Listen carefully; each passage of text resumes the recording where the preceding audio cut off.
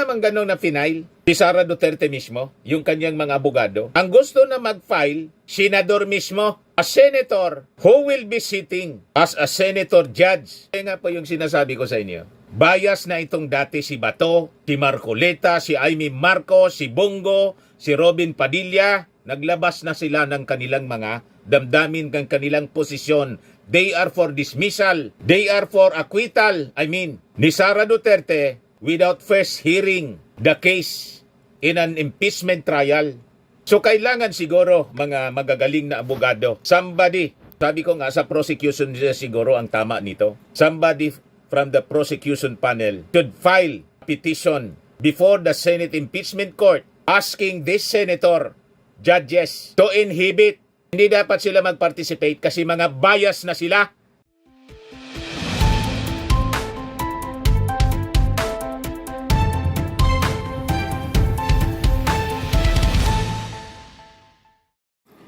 Hello po mga kababayan, mga manoy, mga manay. Si Dante Maravillas po, vlogger, broadcaster from Bicol, Albay. So ngunyan, mga kababayan, ngayon po, ito yung mga latest, palakas ng palakas, ang panawagan to forthwith proceed with the trial. Ang latest ngayon na balita, yung mga faculty members ng University of the Philippines, nagpalabas na po ng kanilang panawagan. Nag-open letter na po sila. So tama po ito. Intensify po natin yung pressure sa Senado. Pag hindi tayo pinakinggan ng ating mga senador, na inalal natin mga kababayan para magtrabaho at sumunod sa mandato ng ating konstitusyon, susuguri natin sila. Pangunahan po ninyo mga taga-UP, mga colleges and universities ang marcha with the akbayan ni Risa Hontiveros at mamamayang liberal and allies ni Laila de Lima. Pangunahan po ninyo, we will support you all the way. Kung kailangan kalad ka rin, itong si kababayang Senator, Senate President Chis Escudero, gagawin natin. Kasi kung ayaw niya sundin ang mandato ng batas, he has no business staying as a senator for a minute. Kalad ka rin natin, tingnan natin kung anong magagawa nila. Ipadlak natin yung Senado. Ito si Bato, isurrender na natin. Si Bato, si Bongo, isurrender na natin sa ICC. We will request the ICC to expedite the release nung sinasabing warrant of arrest for crimes against humanity para hindi na po sila makapamirwisyo dito sa ating bansa, dito sa Pilipinas. Inadmit mismo mga kababayan ni Bato, nakikipag-collaborate daw siya. At hindi lang daw siya, mga kababayan, yung nag-draft ng resolusyon to dismiss the impeachment case laban kay Sara. May dalawa pa daw na senador. Imagine that mga kababayan. Sinasalaula nila ang mismong ating saligang batas, ang ating konstitusyon, Bato, senators collaborating on resolution to dismiss Duterte impeachment case. Yan publish ngayon pa lang by Newswatch Plus. Mismo na yung ating saligang batas mga kababayan ang winawalang hiya nila. Binabastos nila ang ating saligang batas. Time to act mga kababayan against these people. Yan po yung balita. Senator Ronald Bato de la Rosa is leading efforts to have the impeachment case against Vice President Sara Duterte dismissed, citing a lack of time for trial under the 19th Congress. Sa interview ngayong araw na to ng media, De la Rosa confirmed that the draft resolution seeking the de facto dismissal of the impeachment case originated from his office. Galing yon sa office ko, sabi ni si Bato de la Rosa. De la Rosa said he is working with fellow senators who have expressed interest in contributing to the draft resolution. He refused to specify how many have thrown their support behind the resolution but said at least 2 other senators have prepared drafts with a similar intent. This may be consolidated for formal filing possibly by Monday. Talagang napaka mga walang hiya, mga kababayan. Ididiretso nila. Sa Monday daw, ipa-file nila. Subukan nilang i-file sa Monday. Mananawagan tayo sa ating mga mamamayang Filipino. Umanda po tayo sa paglusob sa Senado. Bicolon Risa Hontiveros, Laila de Lima, and members of the prosecution panel. Huwag nating hayaang salaulain itong mga senador na to mga kababayan. Ang ating saligang batas. We have to act. Ako mga kababayan, pag nag-rally sa Metro Manila mag-people power, luluwas ako ng Maynila para magsalita sa tribuna. And it will be, I think, the first time na gagawin natin ito in my career. Hindi ko pa yan ginawa, mga kababayan. In my 40 years career sa mainstream media, hindi pa ako sumali sa mga rallies at magsalita sa tribuna. Pero ngayon, para sa bayan, gagawin natin ito. This will be a great sacrifice and risk na ating gagawin. Kung hindi natin ito gagawin ngayon, sabi nga, kailan pa? Kung uli na po ang lahat. Kung hindi tayo, sino ang maninindigan, mga kababayan, para sa tama? So tayo, mga kababayan, na lumalaban para sa tama, magkaisa tayo para pigilin ang masamang plano nitong mga senador na walang pagrespeto sa ating saligang batas. Yan sabi ni Bato, una sa akin, sabi ni De La Rosa, his admission came after members of the media noticed the name of one of his staff members on the document circulating in the Senate. Yan po, ang Project Acquittal. Protect Sara. Mga kababayan, the author of the said reso draft, none other than his own staffer, Joan Narvaez, written this Monday at 12:18 p.m. In the draft did not just materialize once, it underwent 2 revisions. Sabi sa post, mga kababayan, ni TPL3, this was not an offhand memo. This was premeditated legal maneuvering designed to short-circuit the constitutional process and pre-acquit Sara Duterte without even letting the trial begin. So sabi niya, I believe that this was not a draft. It was a blueprint for sabotage masquerading as paperwork. Kami kasi moved to see if anyone would raise hell because if no one did, they were ready to pass it off as legitimate Senate sentiment. Yes, it was calculated, coordinated, and deeply cynical. A shameless attempt to render the Senate not a court of impeachment but a crime scene for democratic backstabbing. Tama po itong commentary ni TPL3. Sakto na description sa mga ginagawa ng ating mga senador. Lalo na po si Bato at kanyang mga kasabwat. Kasama na siguro si Chis Escudero. Kaya nagpapasalamat tayo. Parami ng parami, mga kababayan, ang naninindigan in this time yung mga faculty members ng UP. Nag-release sila ng kanilang open letter. O ito po siya. Faculty members of UP College of Law in an open letter urged the Senate to forthwith proceed with the impeachment trial of Vice President Sara Duterte. They also expressed concern on moves to preemptively dismiss the impeachment case versus Duterte. Gustong isindikato, mga kababayan, nagdati ng mga sindikato, pati yung impeachment, sinisindikato nila, nagsasabuatan. So may titulo siya na to forthwith proceed.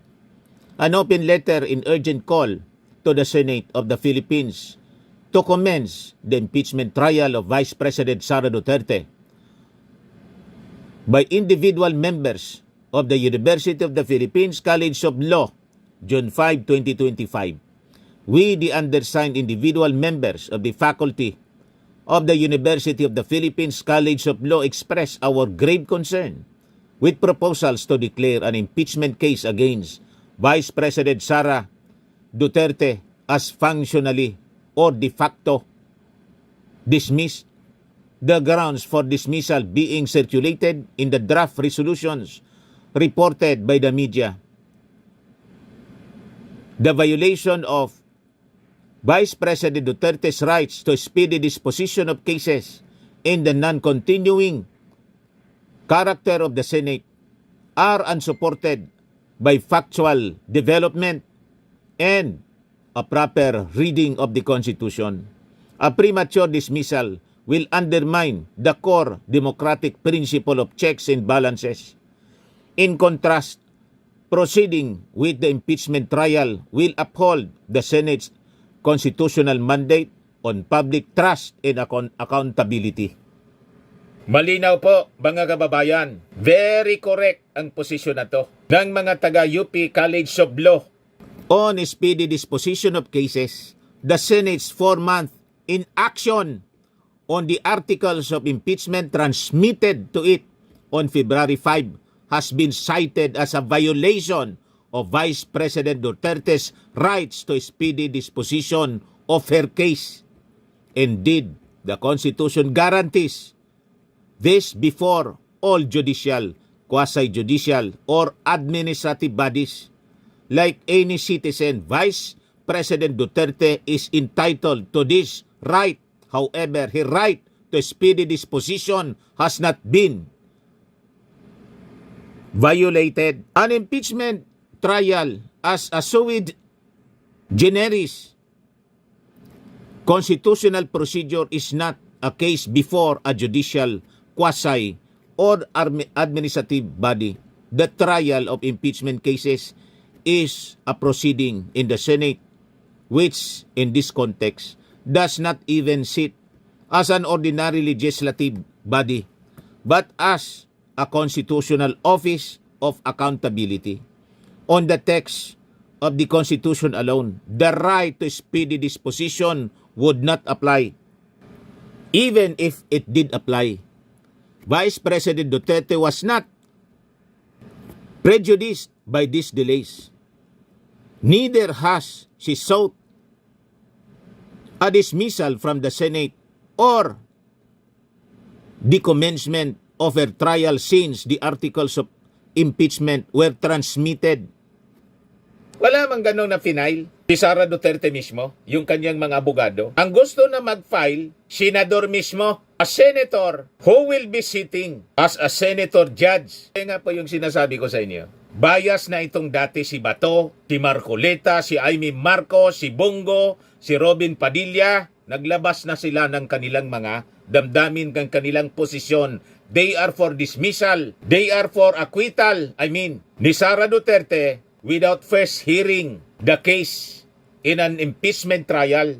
So kailangan siguro mga magagaling na abogado. Somebody, sabi ko nga sa prosecution siguro ang tama nito. Somebody from the prosecution panel should file petition before the Senate Impeachment Court asking this senator, judges, to inhibit. Hindi dapat sila mag-participate kasi mga bias na sila. Ito nga ginagawa ngayon ni Bato de la Rosa. Napakalinaw. Gusto niyang isalba without trial si Sara Duterte, which is a violation of the Constitution, mga kababayan. Constitutional mandate nila, sabi mismo ng mga constitutionalist. Mamaya babasahin ko sa inyo yung mga sinabi nila. In fact, she filed a petition before the Supreme Court in sought an injunction against the trial. Applying the court's established test, the Vice President's right to speedy disposition was not violated by the deferral of the trial's commencement. We note that notwithstanding the Constitution's plain mandate for the Senate to forthwith proceed with its most special constitutional function, it did not begin trial when it returned from recess on June 2, 2025. Respectfully, a dismissal at this point would be deemed by the Filipino people as effectively engineered by the Senate's own delay and an abdication of its constitutional role in impeachment. On the continuing character of the Senate, views that support a preemptive dismissal cite Supreme Court pronouncement that the Senate is not a continuing body and the Chamber's rules. The place of impeachment in our constitutional system requires that these sources be read in their proper context. As to the Senate not being a continuing body, proponent cites Neri versus Senate and Balag versus Senate. These cases are not applicable to the impeachment as they both concern legislative investigations. Moreover, while Rule 44, Section 123 of the Senate provides that all pending matters and proceedings shall terminate upon the expiration of one Congress. Congressional practice has contemplated in Article 6 of the Constitution. But impeachment is not an ordinary legislative and non-legislative business. It is a distinct and singularly important constitutional duty. It is provided in a separate article of the Constitution, Article 11, it is also addressed to the Senate specifically, not to Congress generally. In contrast to the hundreds of bills, resolution, and investigations that the Senate deals with, the trial of an impeachment rests on a higher plane. Kabayang Chis Escudero, may panahon ka nga sa pag-attend ng fashion show ng asawa mong si Hart. Wala kang panahon sa trabaho na minamandato ng konstitusyon. Anong klase kang senador? May panahon ka para magpakapal ng inyong kilay. Wala kang panahon. Nagbakasyon kayo ng 4 months na sumusweldo from the taxes of the Filipino people. Wala kang panahon sa impeachment trial. Kung wala kang panahon sa impeachment trial, lumayas na kayo. Lahat kayong mga senador na ayaw mag-perform ng kanilang constitutional duty, mag-resign kayo lahat. Nakakahiya kayo, makasupog ka. Anong klase kayong mga senador? Malis kayo dyan. May magti-take over dyan sa trabaho ninyo. Magagaling na mga constitutionalist, magagaling na mga abogado. Binawalang hiya na ninyo. Mismo yung ating saligang batas. Anong rason na mag-stay pa kayo dyan sa Senado? Mismong yung Senado, the last bastion of democracy, sinalaula na ninyo. Ilang mga senador, ang daldal ng daldal tungkol sa impeachment, displaying your biases. Grabe kayo. So, hindi rason yung mga pinasa ninyong batas. Kasi mas importante ang impeachment. Sabi mismo ng mga batikang abogado ng UP, it rests on a higher plane. Napakalinaw yung sinabi sa yung sinabi sa konstitusyon. Kung hindi ninyo irerespeto yung konstitusyon, walang rason for you to stay in the Senate bilang mga mambabatas. Yung mismong saligang batas, binaviolate ninyo. Anong karapatan ninyo? Anong moral ascendancy ninyo to stay any longer bilang mga senador? Yan ang tanong natin kay Escudero. Kung sabi ng ating mga faculty members ng College of Law ng UP, the special character of the Senate when it tries an impeachment is confirmed by its own precedents. The terms impeachment court, senator judges, and political neutrality do not appear in the Constitution. Yet, in Boss, Estrada, in Corona impeachment trials, the Senate has adopted these terms and even commissioned robes recognizing special constitutional role that transcends its day-to-day workings as a chamber of Congress. Even in Anglo-American practice, impeachment is not discontinued by the dissolution of the parliament but may be resumed by the new parliament. The reason for this is that when the Senate acts to try impeachment, it fulfills a non-legislative role and survive its complete dissolution. In any event, the question whether trial should continue after the Senate adjourns sine die should not be preempted by the 19th Congress, but should be left to the 20th Congress. For the Senate to decide for the 20th Congress would be undemocratic, contrary to the very rational underlying the non-continuing body argument on impeachment and accountability. Post-1987, impeachments have been the venue for the most important national conversations on good governance and the standard we, the sovereign Filipino people, impose on our highest officials. Its character as an accountability mechanism is not simply suggested by its placement under Article 11 of the Constitution. The accountability of public officers, it is confirmed by constitutional and political history. In the Estrada impeachment, the non-opening of the second envelope was premised on an evidentiary objection regarding relevance and materiality. For the people, it was suppression of the truth that ended in the removal of a president. In the Corona impeachment, the Chief Justice delivered an emphatic statement defending himself. The tide turned when he abruptly walked out of the impeachment trial before the Senate could ask him questions.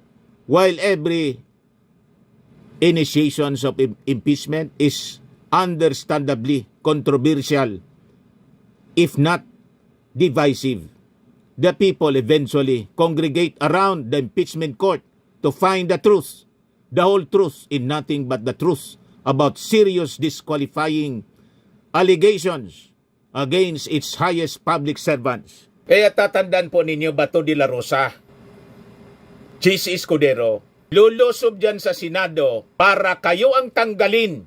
Lahat kayong mga senador na nangwawalang hiya sa ating saligang batas. Ayaw ninyo ng santong dasalan. Gagamit ang taong bayan with supreme over you ng puwersa tulad ng nangyaring people power. Tumakas na lang si Erap Estrada, ginamit ang Ilog Pasig para hindi siya magulpi.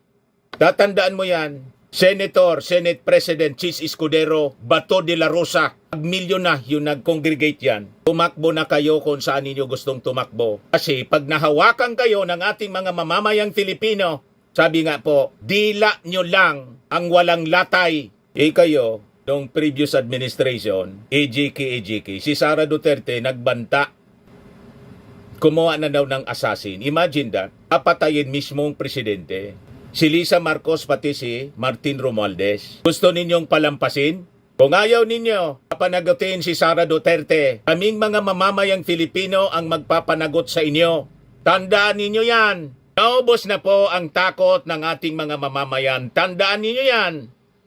Sa sobrang pananakot ninyo, naubos na po ang takot ng mga tao ngayon. Ipaglalaban hanggang kamatayan ang pag-defend sa ating konstitusyon na sinasalaula ninyo. Tandaan ninyo yan, Chis Escudero.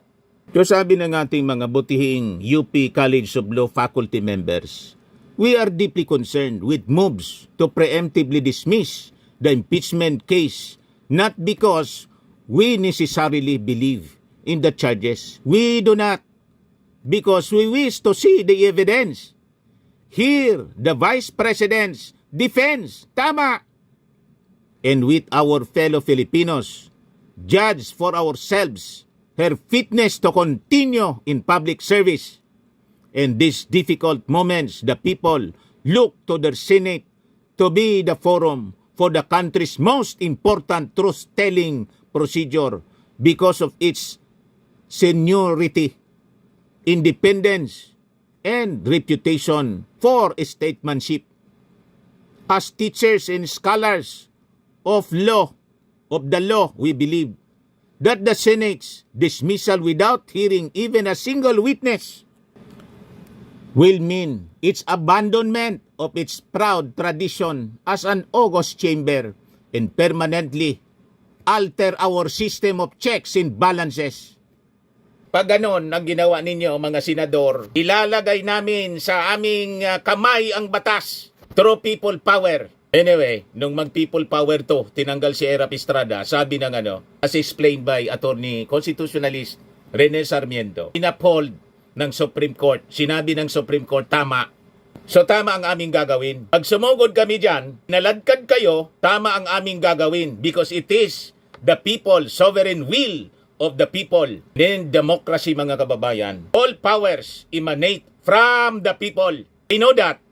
Huwag ninyong sasagarin ng pasensya, Chis Escudero, Bato de la Rosa, at mga kasapakat ni Sara Duterte dyan sa Senado. Huwag ninyong sasagarin ang pasensya ng ating mga mamamayan. Pagsisisihan ninyo. Pag umalsa ang ating mga mamamayang Pilipino. Malapit na. It will also undermine the people's trust in the Senate as an independent and impartial institution before which the highest officials of the land may demonstrate and prove their fealty to the principles of accountability, public service, and democracy. Kaya pag tinalikuran po ninyo inyong mandato bilang mga senador, ang gagawin namin po, ipapadlak namin yan na Senado. And we will move to abolish, i-demolish namin yan. Hindi lang abolish, i-demolish na namin yan na Senado. Kasi mga inutil kayo. So sabi ng mga faculty members po, ng College of Law ng UP. We therefore earnestly urge our honorable senators, let the truth unfold. We call on the Senate of the Philippines to comply with its constitutional duty to forthwith proceed with the impeachment trial of Vice President Sara Duterte. Yan po. Ang daming nakapirma, individual faculty members ng UP. Huwag ninyo pong ginagalit. Huwag ninyong sinasagad po ang pasensya ng ating mga mamamayang Filipino. Sabihin ko sa inyo, pagsisisihan ninyo to, habang buhay, magsisisi kayo mga senador. Baka ito na yung last na may senado ang Pilipinas. Kasi pinamumugaran na po ng mga anay ng lipunan. Walang kahihiyan. Wala pang trial. May acquittal na. Ang dami ng senador ang nagsasalita. Acquit ang boto nila ay Sara. Wala pang presentation of evidence. Di pa nababasa yung sakdal. Anong klaseng mga tao kayo dyan sa Senado? You're unfit. Sa posisyon na yan, binigay namin sa inyo. Grabe kayo. Kaya tama ito si Coco Pimentel. Sara Duterte impeachment summary dismissal, unconstitutional niya. Gusto ninyong palusutin itong taong ito na gustong ipapatay yung ating Pangulo? Hukayin yung bangkay. Sinisecrate yung bangkay ng dating Pangulong Marcos Sr. Itapon daw sa West Philippine Sea. You are sending a wrong signal to our youth. You're teaching our youth. Gayahin si Sara Duterte. At pag nagbanta, okay lang yung pagbabanta, palulusutin ninyo. Okay lang ang 125 million confidential funds gastusin 11 days. May ganon. Yung presyo ng isang nirintahan na safe house, 250,000 isang gabi. Anong klaseng mga senador kayo? Nasanay na ba kayo sa korupsyon? Na okay na lang sa inyo ang ganitong uri ng gawain? Nasanay na ba kayo na makinig ng violensya? Ang previous administration, yung EG case kill everyday. Yun ang bukang bibig ni Digong. Ang pagbanta sa mismong ating Pangulo kay Lisa Marcos, Martin Romualdez, at sinabi na no joke, may kinontrata na akong assassin. Di mangontrata na rin kami ng mga assassin. Yun na lang ang gawin natin. Pag nagkaroon ng ganyan, mga kababayan, pinalusot ninyo, baka, God forbids, baka, yun ang gawin ng ating mga mamamayang Filipino. Ilagay sa sariling kamay ang batas. Baka magka-civil war pa tayo rito. Di magunahan na lang tayo pag ganyan. Purging. Ang mangyari niyan, purging ng ating bansa. Matira yung matibay kasi wala na po yung pinagkakatiwalaan natin. Mga senador, gustong palusutin ang ganitong mga gawain without trial. Sabi kini Coco Pimentel, wala mga problema. Kung may na yung ebidensya, basta't mag-trial tayo. Kasi yun ang mandato ng konstitusyon. I-acquit ninyo si Sara. Tanggap namin yan. Kung walang ebidensya kay Sara, i-acquit ninyo. Kandidatuin ninyo. Sulsulan ninyo magpresidente kasi yan ang gusto niya. Anyway, tayo naman po ang magdidesisyon kung iboboto natin. Pero itong ginagawa po ninyo, this is a no-no. Hindi ito pa mapapalampas ng ating mga mamamayang Filipino. Tandaan ninyo yan, mga senador. Sabi ni Pimentel, the resolution should be brought before the Senate Impeachment Court. However, it is still unconstitutional if the impeachment case is summarily dismissed because the Constitution says trial by the Senate shall forthwith proceed.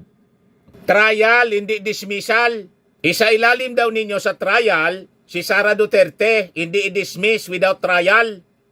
Sabi ni Pimentel, once someone has been impeached, the people have the right to know the evidence presented by the representatives in support of the impeachment.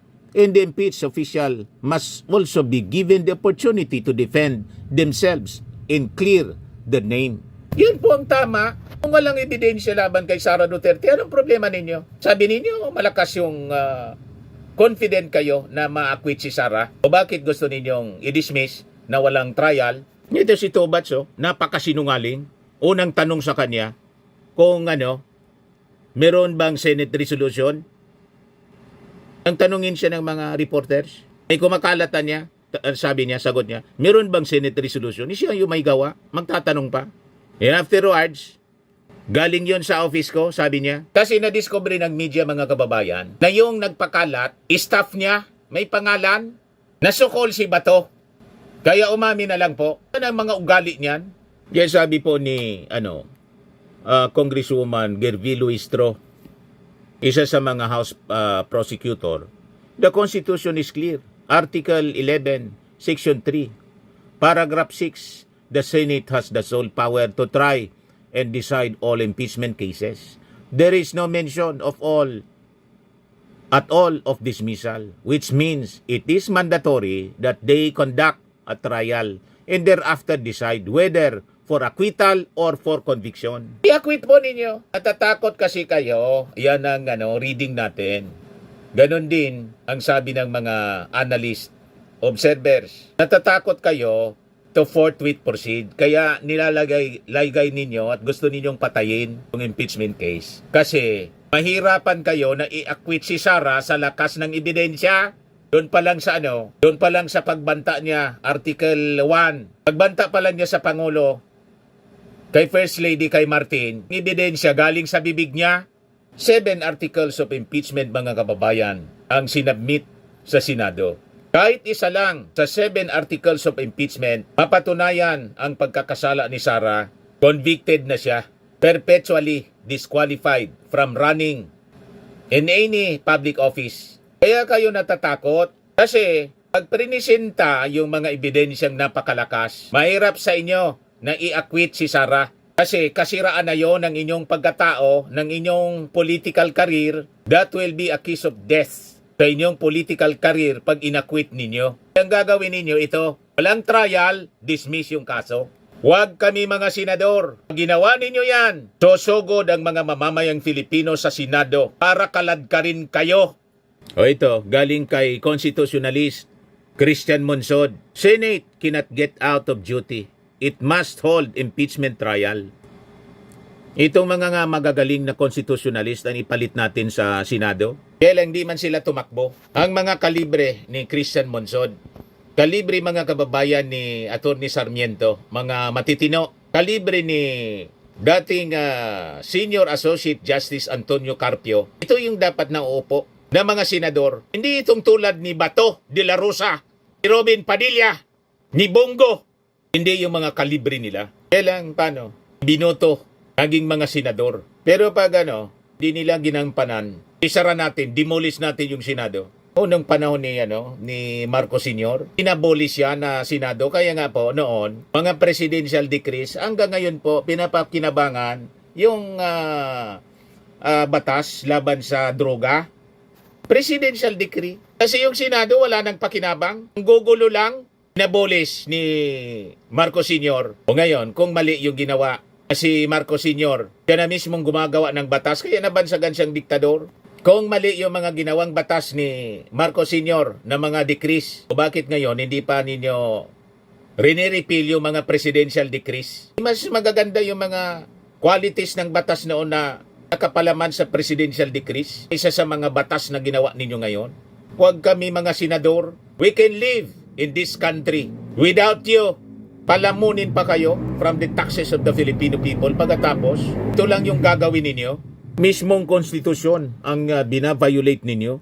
Kaya sabi po ni Monsod, based on the 1987 Constitution, the Senate cannot get out of its duty and it is obliged to act on the impeachment trial against Vice President Sara Duterte. Gumagamit niya kayo ng mga technicalities, written technicalities, to justify your bid to stop the impending trial. Kaya sabi ni Monsod sa interview ng DCMM, the Senate is not functioning as a legislative body. The Senate is functioning as a trial court for the impeachment. That is different. The power that they have is different, sabi po ni Monsod. That power is given to them by the Constitution as a duty of the Senate. They cannot get out of the duty by all kinds of written technicalities that do not exist anyway. So sabi dito po sa balita, but what would happen if a resolution was successfully filed in the Senate primarily seeking to halt the impeachment trial? Monsod said at this point, lawmakers from the House of Representatives may raise the matter to the Supreme Court. Huwag na tayo tumakbo sa Supreme Court. Mga House prosecutors, mag-assemble na lang po tayo ng mga mass actions. Pangunahan ninyo, susunod kami. Kaming mga vloggers will campaign through the social media. I-set down link ninyo yung date. Lusubin natin ang Senado. Ipadlak natin para hindi na magamit nitong mga termites na to, mga anay sa ating lipunan, mga kampo ni Digong. Isara natin yung Senado. Tapos mag-unicameral tayo. Alad ka rin natin si Chis Escudero. Tanggalin natin na Senate President. Kung yung konstitusyon bina-violate ninyo, anong rason hindi kami tumugo dyan para ilagay sa aming kamay ang batas? We are the sovereign Filipino people supreme than you people in the Senate. Kahit nga ang presidente, tinalsik namin yung presidente. Ang sabi ng Supreme Court, tama. You see? Ano kayo, siniswerte? Wala ng Supreme Court. Mas supreme ang mga mamamayang Filipino sa people power. Recognize mismo ng Supreme Court as in order. Sabi yan mismo niya, intra-constitutional means. Sabi ng constitutionalist na si Attorney Sarmiento, Rene Sarmiento, wag nang tatagal pa yan, tayo nang magdidesisyon para sa ating future. Dambahin natin yung Senado. And we appeal to General Torre. Anyway, mga senador, ayaw man sa'yo. Si Jingo Estrada nga, sinabihan kang arugante, huwag kang mag-intervene. Ano yung bala? Alaman po na mangyayaring EJK dyan. Hindi kami naniniwala sa EJK. Basta kakalad ka rin lang namin. Palabas sa Senado, itong mga ayaw magtrabaho na senador. Ayaw gampanan ang mandato nila under the Constitution. Kakalad ka rin natin. Tulog natin, ilublob natin sa Ilog Pasig. Doon sila bagay sa burak ng Ilog Pasig. Sabi ni Sara Duterte, ay ako niya na kalad ka rin sa kanal ang laban. Imagine a speech yan ni Sara Duterte doon sa kampanya sa Maynila. Palakpakan yung mga tao. Matindi, mga kababayan. Nagiging normal na ang kawalang hiyaan dito po sa ating bansa. Huwag natin paintulutan ng ganong uri ng kultura. The culture of violence, mga kababayan, ninormalize nila, kill, pagbabanta, at pati ang pagnanakaw sa kaban ng bayan, ninormalize nila. Gustong palusutin ang Senado. Anong mangyari niyan? It will set a very bad precedent sa ating mga mamamayan, sa ating mga kabataan. Ang pagbabanta, okay na ang magbanta. Pwede nating palusutin. Basta Sara Duterte ang magbanta, okay yan. What about kami kung magbanta sa inyo? Hindi okay. Pwede kami makalaboso. Pero pag Duterte okay. Grabe kayo, mga senador. Bakit gano'n na ang pag-iisip ninyo, mga senador kayo? Hindi namin ito palalampasin. At ng rallies, sasamahan namin. Mananawagan tayo kay Risa Ontiveros, kay Laila de Lima, yung mga leaders, Martin Romualdez, yung mobilize massive rallies into the UP Faculty College of Law, all universities and colleges to the akbayan, mga religious organization. Sama-sama po tayo, dambahin natin yung Senado. Huwag natin palampasin ang pangwawalang hiya nila sa ating saligang batas. Ito naman po yung bago naming product na binibenta online. iGlow Serum, whitening po siya. Tingnan ninyo yung epekto sa aking anak na architect before and now. Yung mga inquiries po ninyo, dumiretso na lang kayo sa kanyang Facebook account, Riz Maravillas.